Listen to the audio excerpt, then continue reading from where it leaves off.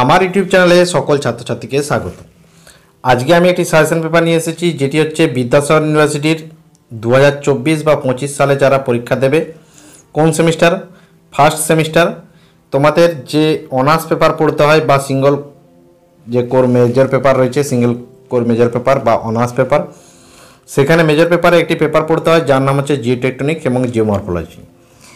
এর বেশ কয়েকটা ইউনিট রয়েছে, টোটাল 5টা ইউনিট রয়েছে। তার মধ্যে ইউনিট 1 নিয়ে এর আগে আমি একটি ভিডিও বানিয়ে দিয়েছিলাম, যেখানে বেশ কয়েকটা টপিক ছিল। আজকে আমি ইউনিট 2-এ যে বিষয়গুলি থাকবে সেই বিষয়গুলি নিয়ে আলোচনা করব।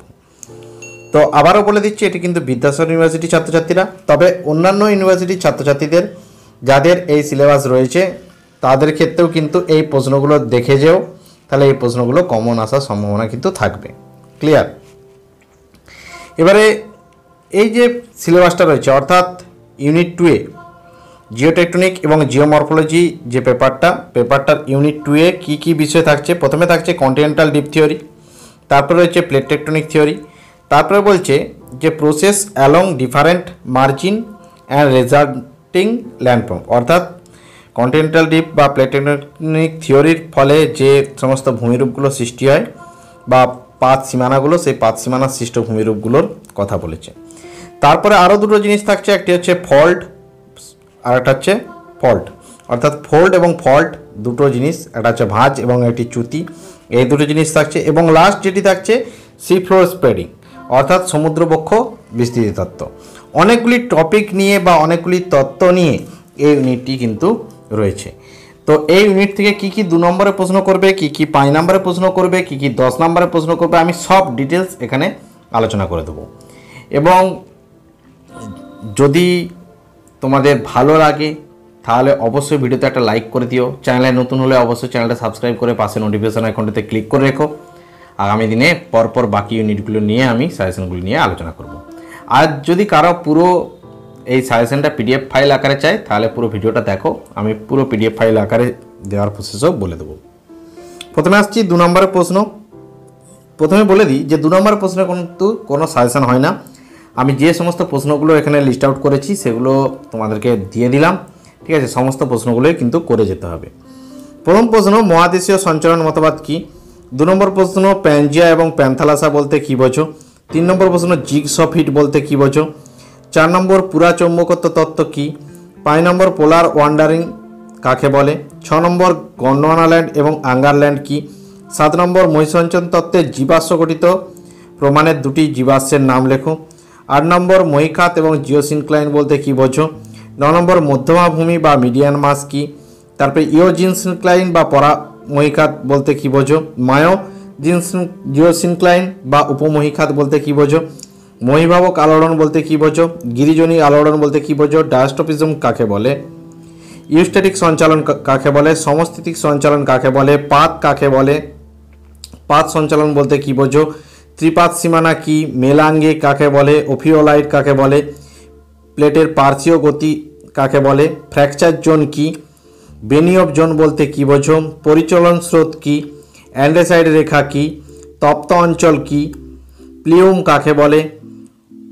পরিপল্লব বলয় বা মোবাইল বেল্ট কাকে বলে? ক্রেটন কাকে বলে? রক্ষণশীল পাতসীমানা কাকে বলে? অলাকোজেন কি? ফ্লেক টেকটনিক কি? সিবন রেখা বা সুচার লাইন কি? অধঃপাত অঞ্চল কি? ভাঁজ কাকে বলে? ঊর্ধ্ববঙ্গ কাকে বলে? অধবঙ্গ কাকে বলে? সাহিত্য বলি কাকে বলে? উদ্ঘট্ট বলি কাকে বলে? ন্যাপ কাকে বলে? পাখা ভাঁজ কাকে বলে? সমনত ভাঁজ কাকে বলে? সমপ্রবণ ভাঁজ কাকে বলে? বৈপরীত্য ভূমিরূপ কাকে বলে? বেন্ডিং এবং বাকলিং কি? আচ্ছা, নতি এবং আয়ামের মধ্যে পার্থক্য? বহিষ্ক এবং অন্তরক কি? ডিজিটেশন কি? দোকলম ভাঁজ কি? চ্যুতি কাকে বলে? থার্স্ট ফল্ট কাকে বলে? স্ট্রাইক স্লিপ ফল্ট কাকে বলে? ডিপ স্লিপ ফল্ট কাকে বলে? ক্লিপে বলতে কী বোঝো? স্লিকেন সাইড কাকে বলে? সোপান চ্যুতি কাকে বলে? বিপরীত চ্যুতিরেখা ভৃগু বলতে কী বোঝো? আর পুনর্ভবা চ্যুতি ভৃগু কি? বিমিশ্র চ্যুতি ভৃগু কি? সমুদ্রবক্ষের বিস্তৃতি বলতে কী বোঝো? জয়েডস কি? গায়ট কাকে বলে? এগুলো গেল 2 নম্বরের প্রশ্ন। এই প্রশ্নগুলোর কোনো সাজেশন হয় না, সেই জন্য এই পুরো ইউনিট 2 থেকে যা 2 নম্বরের প্রশ্ন হয় তার একটা লিস্ট আমি করে দিলাম। এবারে 5 নম্বর এবং 10 নম্বরের প্রশ্নগুলোর ক্ষেত্রে আমি কিছু প্রশ্নের ক্ষেত্রে যেমন যেটাই যটা স্টার মার্ক দিতে বলবো তটাই কিন্তু স্টার মার্ক দিবে। প্রথম প্রশ্ন, মেরু সঞ্চালন বা পোলার ওয়ান্ডারিং কাকে বলে বা ব্যাখ্যা করো। এটা 5 নম্বরের প্রশ্ন হিসেবে 2টো স্টার নেবে।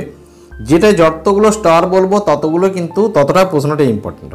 তারপরে আলফ্রেড ওয়েগনারের মহি সঞ্চালন মতবাদের জলবায়ুগত প্রমাণ কি, এটা 3টে স্টার দাগ নিয়ে রাখবে। তারপরে মহাদেশ সঞ্চালনের সপক্ষে পুরা চৌম্বকত্ব প্রমাণগুলি কি কি, এটাও 3টে স্টার দাগ নিয়ে রাখবে। এরপর একটি প্রশ্ন রয়েছে প্যানজিয়া এবং প্যান্থালাসা এর মধ্যে পার্থক্য, প্রশ্নটিতে 4টি স্টার দাগ নিয়ে নাও, প্রশ্নটি খুবই ইম্পর্টেন্ট প্রশ্ন। ক্লিয়ার। আসছি পরে লরেসিয়া এবং গন্ডোয়ানা আইল্যান্ডের পার্থক্য লেখো, এটা 2টো স্টার নেবে। মহাদেশীয় সঞ্চালনের নিরক্ষীয় চলন ও পশ্চিমাভিমুখী চলনের মধ্যে পার্থক্য লেখো, এটা 2টো স্টার দাগ নেবে। মহি সঞ্চালন তত্ত্বের তাৎপর্য এবং ত্রুটি, 2টি প্রশ্নই কিন্তু খুব ইম্পর্টেন্ট প্রশ্ন। কি বললাম বোঝা গেল? অর্থাৎ ত্রুটিগুলিও ইম্পর্টেন্ট আর তাৎপর্যগুলিও ইম্পর্টেন্ট। খান 4 স্টার দাগ নিয়ে রাখবে, ঠিক আছে? ক্লিয়ার। আসছি পরের কোশ্চেন, তোমাদের মহিখাতের বৈশিষ্ট্যগুলি আলোচনা করো, পাত সঞ্চালনের গুরুত্ব লেখো, ভূত্বকীয় পাত সমূহের অস্তিত্বের প্রমাণ দাও, পাতের চলনের কারণ ব্যাখ্যা করো, ধ্বংসাত্মক পাত সীমানার বৈশিষ্ট্যগুলি কী কী, ভাঁজের জ্যামিতিক উপাদানগুলি পরিচয় দাও। এই প্রশ্নগুলো সব 2টো করে স্টার দাগ নেবে। ভাঁজ সৃষ্টির কারণ লেখো, এটাই 2টো স্টার দাগ নেবে। ঊর্ধ্ববঙ্গ অধবঙ্গের পার্থক্য, এটাও 2টো স্টার দাগ নেবে। প্রতিসম এবং অপ্রতিসম ভাঁজের পার্থক্য, কমপক্ষে 3 থেকে 4টে স্টার দাগ নেবে, ঠিক আছে? ইম্পর্টেন্ট রয়েছে। তারপর রিকাম্বেন্ট ফোল্ড এবং ন্যাপের পার্থক্য, প্রশ্নটি খুব গুরুত্বপূর্ণ প্রশ্ন এবং প্রশ্নটি ইন্টেলেকচুয়াল প্রশ্ন, সেই জন্য বলবো এটিও 3টে স্টার দাগ নেবে। ঢাল এবং নতির মধ্যে পার্থক্য লেখো, উপরি গঠন বা ইমব্রিকেটেড স্ট্রাকচার কি, এটা 2টো স্টার দাগ নিয়ে রাখবে। ভাঁজের ফলে গঠিত ভূমিরূপগুলির বর্ণনা দাও, এই প্রশ্নটায় 5টা স্টার দাগ নেবে, ঠিক আছে? সমস্ত প্রশ্নে আমার স্টার দেওয়া সম্ভব হচ্ছে না, তাহলে ভিডিও অনেক বড় হয়ে যাবে, আমি মুখে বলে দিচ্ছি, তোমরা দাগ নিয়ে নেবে। ভাঁজের ফলে বৈপরীত্য গঠিত ভূমিরূপ, এটাও খান 4 স্টার দাগ নেবে। চ্যুতির জ্যামিতিক উপাদান, 2টো স্টার দাগ নেবে। চ্যুতির সৃষ্টির কারণ, ভাঁজ চ্যুতির পার্থক্য, অনুলোম বিলোম চ্যুতির পার্থক্য, এগুলো সব 2টো করে স্টার দাগ নেবে। চ্যুতি ভিকু এবং চ্যুতিরেখা ভিকুর পার্থক্য, এই প্রশ্নটিতে 4টে স্টার দাগ নেবে, ঠিক আছে? প্রশ্নটি ইম্পর্টেন্ট রয়েছে। তারপরে চিত্রসহ আয়াম স্খলন চ্যুতি এবং নতি স্খলন চ্যুতির মধ্যে পার্থক্য লেখো, 2টো স্টার দাগ নেবে। বিপরীত চ্যুতি সংঘট্ট চ্যুতির মধ্যে পার্থক্য, 2টো স্টার দাগ নেবে। চিত্র সহযোগে স্তূপ এবং গস্ত উপত্যকা অঞ্চলে ভূমিরূপের বৈপরীত্য উল্লেখ করো। সাগর তলদেশের প্রসারণের সাক্ষ্যসমূহ কী, সমুদ্রবক্ষ প্রসারণের তাৎপর্য লেখো। মধ্য মহাসাগরীয় শৈলশিরার উপর দিয়ে সামুদ্রিক চৌম্বক বাতায়নের বিন্যাস কী, এটাও 2টো স্টার দাগ নেবে, ঠিক আছে? এই গেল তোমাদের যে 5 নম্বরের প্রশ্নগুলো, এখান থেকে দেখে যেতে হবে সেগুলো। আর 10 নম্বরের প্রশ্ন একবারে খুবই কম দিয়েছি, 10 নম্বরের প্রশ্নগুলো দেখে নাও কী কী রয়েছে।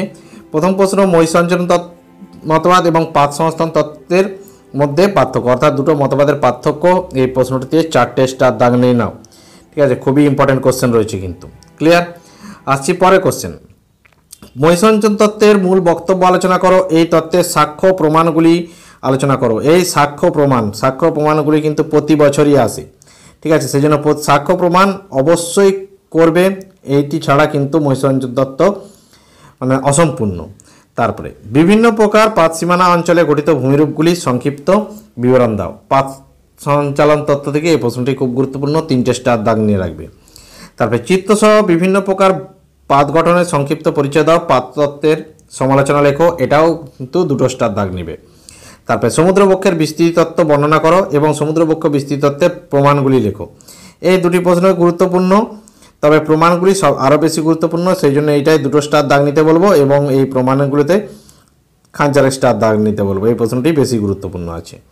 ক্লিয়ার।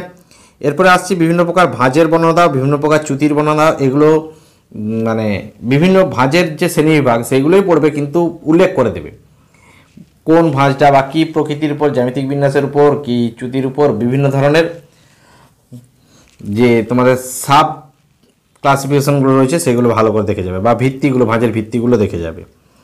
ক্লিয়ার। এই গেল তোমাদের এই ইউনিট 2 থেকে তোমাদের প্রশ্নগুলো। এবারে এই প্রশ্নের যদি পুরো সিলেবাসের কারো যদি পিডিএফ প্রয়োজন হয়ে থাকে তাহলে ডেসক্রিপশন বক্সে একটা হোয়াটসঅ্যাপ নাম্বার দেওয়া থাকছে, সেই হোয়াটসঅ্যাপ নাম্বারে আমার সঙ্গে কন্ট্যাক্ট করো, ঠিক আছে? পুরো সিলেবাসের থেকে সাজেশন পিডিএফ আকারে তোমরা পেয়ে যাবে, তবে ফ্রি অফ কস্ট নয়, কিছুটা মূল্য পেমেন্ট করে, একটা ন্যূনতম মূল্য পেমেন্ট করে তোমাদেরকে নিতে হবে। আর ভিডিওটা যদি ভালো লাগে তাহলে অবশ্যই একটা লাইক করে দিও, চ্যানেলে নতুন হলে অবশ্যই চ্যানেলটা সাবস্ক্রাইব করে পাশে নোটিফিকেশন আইকনটাতে ক্লিক করে রেখো।